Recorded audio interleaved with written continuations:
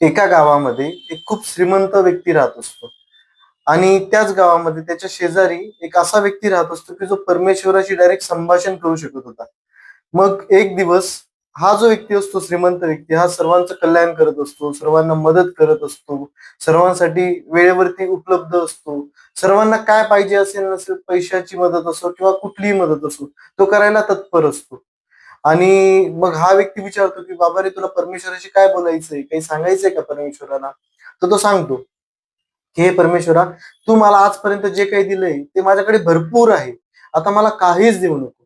मला आता काहीच गरज नाहीये. मला कुठलीच गोष्ट तू देऊ नको. तू मला सगळं काही दिलेलं आहे. मी तुझा खूप खूप खूप आभारी आहे आणि तुझ्या दिलेल्या या सृष्टीची मी मदत पण करत राहतो आणि मला सर्वांना आवडतं, सर्वांचं आभार मानायला आवडतं.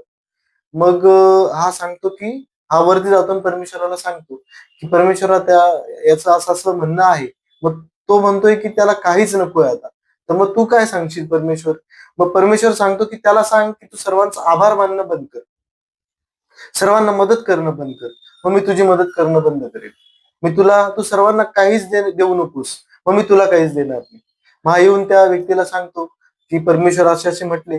मग हा व्यक्ती म्हणतो की नाही, असं होऊ शकत नाही. मी परमेश्वराचा आभार मानणं कधीच सोडू शकत नाही. परमेश्वराने मला खूप दिलंय आणि मी त्याचा आभार शेवटपर्यंत मानत राहणार.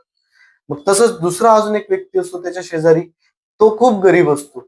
मग हा त्याला विचारतो की तुला परमेश्वराला काही सांगायचंय का? मग तो त्याला सांगतो की परमेश्वराला मला काहीतरी द्यायला लाव. तुम्हाला का बरं देत नाही? मी असं काय केलं की तुम्हाला काहीच देत नाही?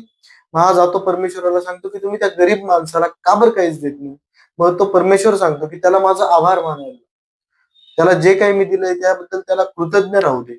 मग हा जाऊन त्याला सांगतो. मग तो तो गरीब व्यक्ती काय म्हणतो, मी का त्याचा आभार मानू? त्याने मला दिलंच काय?